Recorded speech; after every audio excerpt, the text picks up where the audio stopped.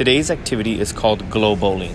You will need 10 plastic cups, one softball or a rolled up pair of socks, and some holiday lights. How to play.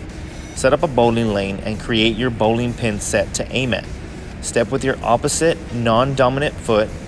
Underhand roll, throw with your dominant hand while aiming at your target.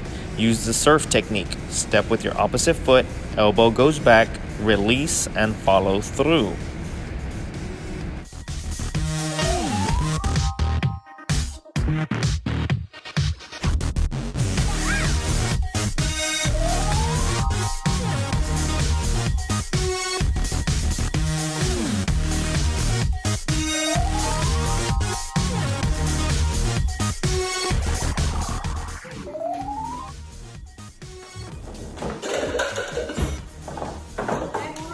Good.